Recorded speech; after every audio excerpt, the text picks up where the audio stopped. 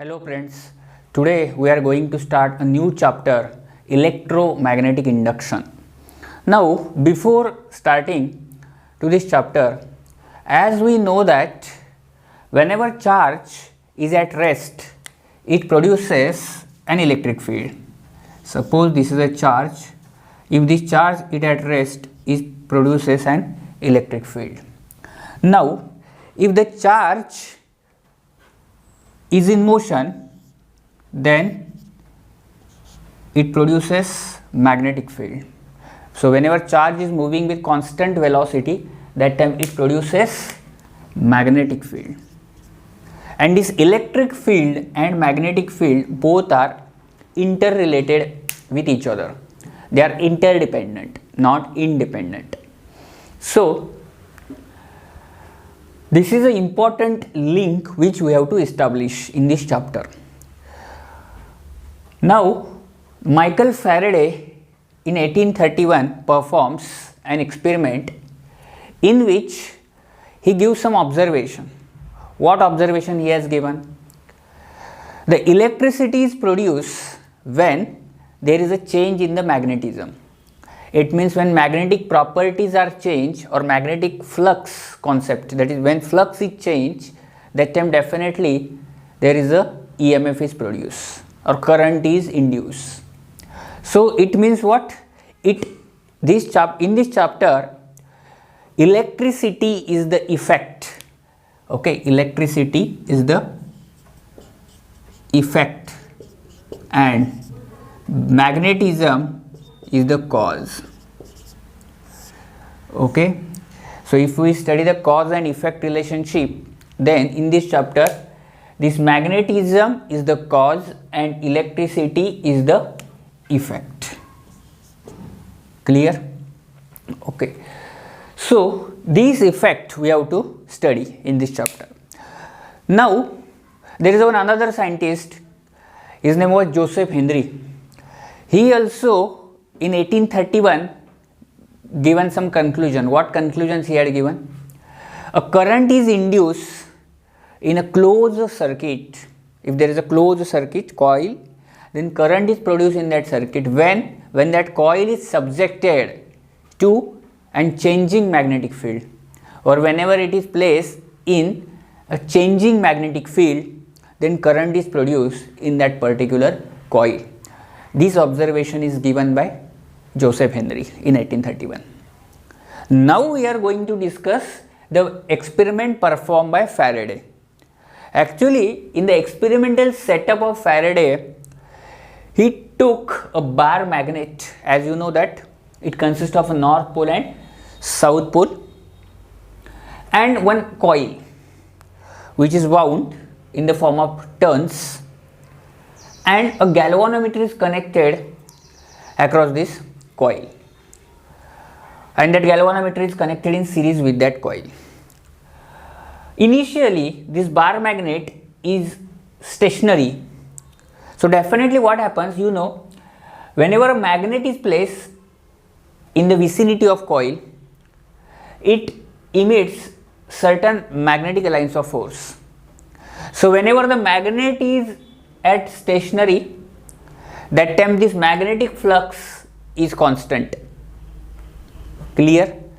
And due to that constant magnetic flux, this galvanometer does not show any deflection. This is the first observation. Now what he had done, he had taken this bar magnet towards the coil. This arrow, if it is towards the coil, this bar magnet is moved towards the coil. Now what happens? The flux links more to this coil. It means the flux is more. Why? Because now the magnet is coming towards the coil. If it is coming towards the coil, there is a more flux associated with this coil. Now if you observe this observation table, in which the first case is when the position of the magnet is stationary, that time the flux associated with this coil is constant. So the galvanometer does not show any deflection. It means current in this particular coil I is equal to 0 when the coil is stationary. Okay. Second observation, when this bar magnet is moved towards the coil, that time the more flux is associated with the coil, and due to that more flux linkage, or the flux increases whenever it moves towards the coil, so current also increases. It means galvanometer show deflection towards extreme right, current is maximum. Clear? Third observation, again he kept that coil at its own place, and magnet is again stationary. So again what happens? Again there is a linkage of constant flux with this coil. So definitely what happens? Again current 0. It means galvanometer does not show any deflection. And fourth observation is, whenever this magnet is moved away from the coil, that time what happens? The flux links with or flux associated with this coil decreases. Flux decreases. So current also decreases. It means the galvanometer show deflection on the opposite side. In first case it is extreme right, second case no deflection, third case again no deflection, and fourth case towards left. Clear? It means what observations the Faraday has given from this experiment? There should be the relative motion. There should be relative motion between the coil and magnet. This is an important or necessary condition in electromagnetism. This magnet should not be stationary. It should move. Either it should move towards the coil, it should move away from the coil. We will discuss it. What happens when it moves towards the coil? What happens when it move away from the coil? What are the technical consequence of it? That we will discuss. But important point is relative motion. There should be relative motion between the coil and magnet. Clear? Okay. So this is the table which gives the observations which are given by the Faraday in his experiment. Now this is a basic experiment performed by Faraday. This experiment is now changed, or some modification has been done in this experiment. What modifications has been done? There are two coils whose planes are facing to each other. There is a magnet in the Faraday experiment. There is a magnet. That magnet is replaced with coil. Clear? Now directly magnet is not present. We have taken one coil. And also there is another coil which is in the vicinity of the first coil. But the plane of the both coil are facing to each other. It means they are parallel to each other. The galvanometer is connected. This galvanometer G is connected to the second coil, and one end of the first coil is connected to the rheostat, which is in turn connected in series with battery and key. Clear? Okay. Now one important point. Where is the magnet in this experiment? In this experiment, magnet is not present initially, but we have to induce magnetism. We have to create the magnet artificially. That's why here we are using this battery. It means using electric supply, we are inducing the magnetism in the first coil. That's why this first coil acts as a magnet. Okay, and the second coil is present in the vicinity of the first coil. So what are the observations from this experiment, which is the extension of first one? When key is closed, when this key is closed, what happens? When this key is closed, that time definitely circuit will completed, and the current will be supplied by this battery, which is flow through this coil, and due to the current which is flowing through this coil, there will be the magnetism is induced, or magnetic field is created, because magnetic effect of electric current, which is explained by Oersted. According to Oersted, when the current is flowing through any coil, the magnetic field is produced around it. So suppose this is the current carrying conductor, then if the current is flowing, this thumb indicates current which is flowing upwards, then this curled finger indicates magnetic field. Suppose the current is flowing downward, then again this curled finger indicates magnetic field. It means this magnetic field is produced around this coil. As this second coil is present in the vicinity of first coil, there is some magnetic field of first coil associate with the second coil, and due to that association of the magnetic field from first coil toward the second coil, this galvanometer shows some deflection. It means actually what happening? We are giving the electricity or electric supply to first coil, but we are getting the electric current in the second coil.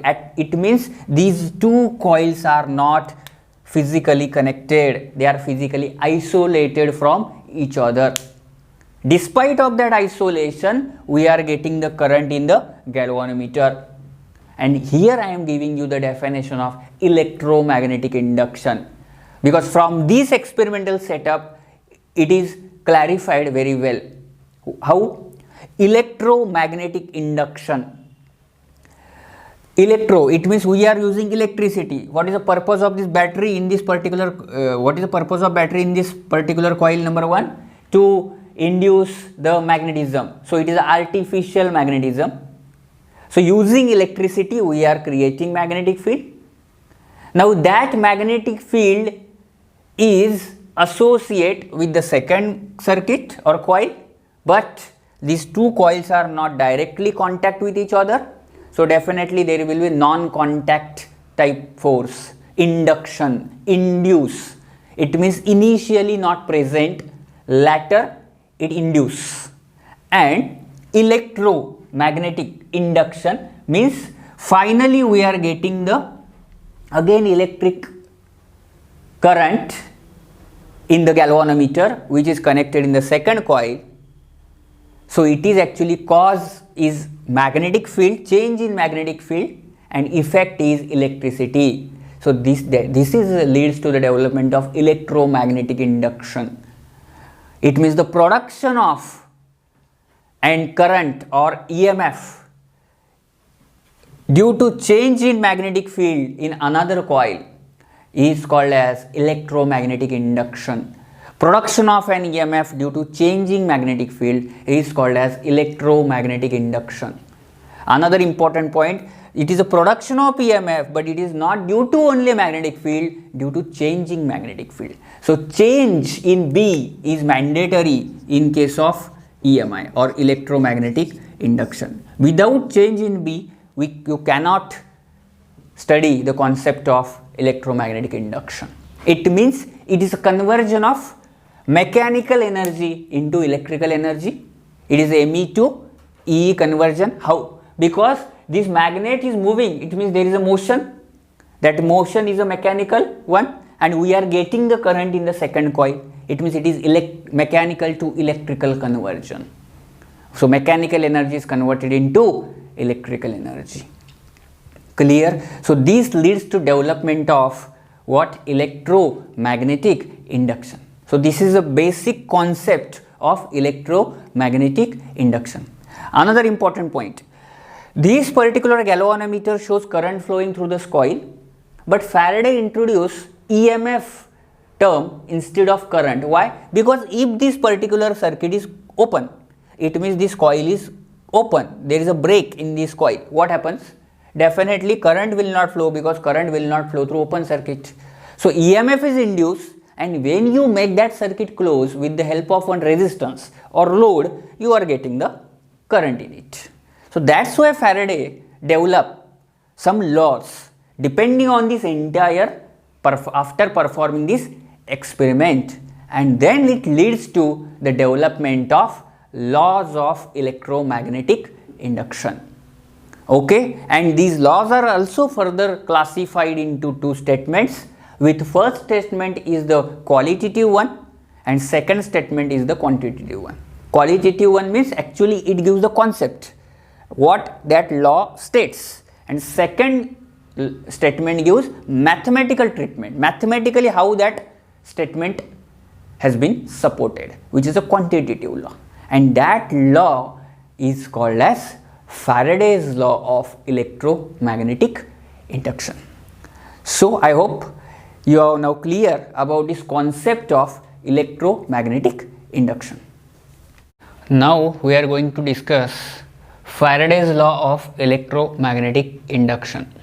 As I already discussed with you, it consists of two statements, in which first is qualitative statement and second one is quantitative statement. So it is also called as qualitative law and quantitative law.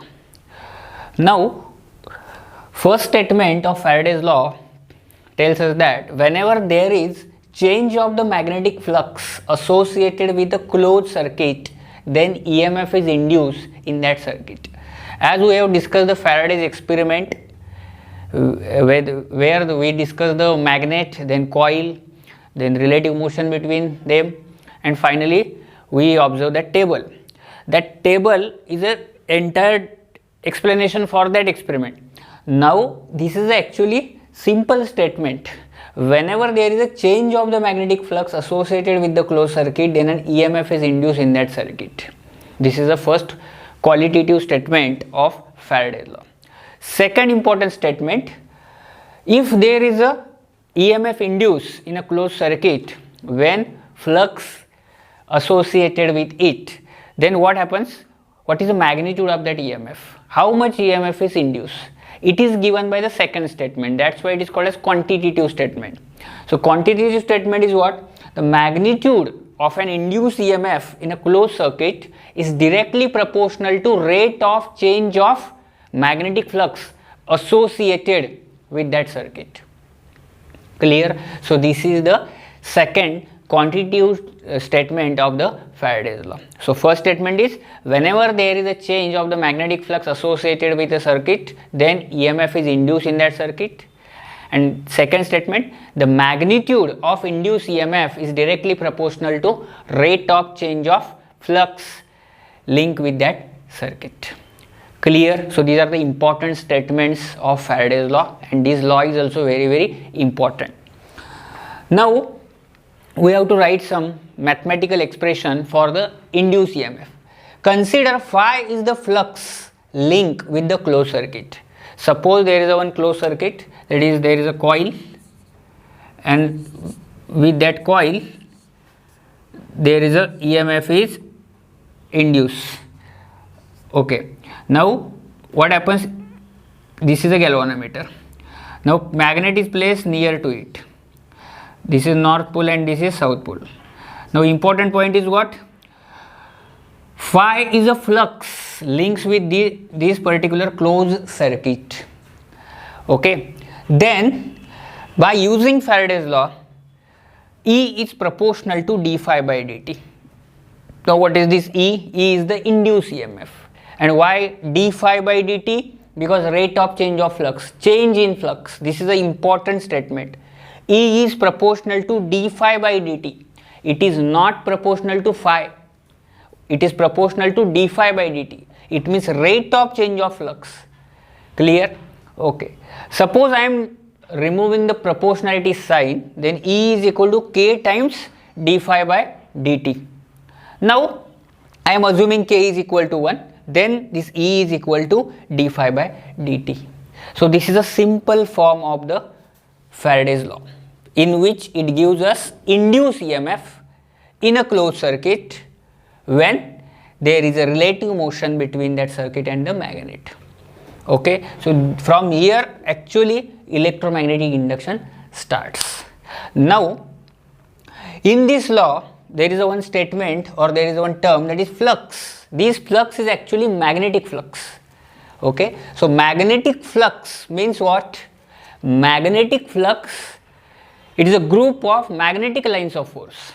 Like electric flux is a group of electric lines of force. So magnetic flux means the number of magnetic lines of force passing normally through any given surface. It is called as magnetic flux. Suppose this is a surface. Now magnetic flux passing through this particular surface, it is given by phi is equal to a bar dot b bar. Now what is the purpose behind this a bar dot b bar? This b bar is a magnetic field vector, magnetic field vector, and this A bar is an area vector. So dot product of magnetic field vector and area vector gives us magnetic flux. Clear? And this magnetic flux is a scalar quantity because it is a dot product of both the vectors, and that's why its unit is Weber. So you have to remember in generalized magnetic flux is equal to A bar dot B bar. Now this particular formula can be simplified as phi is equal to AB cos theta. What is from where this cos theta comes? If this B bar and A bar which are parallel to each other, then in that case theta is 0.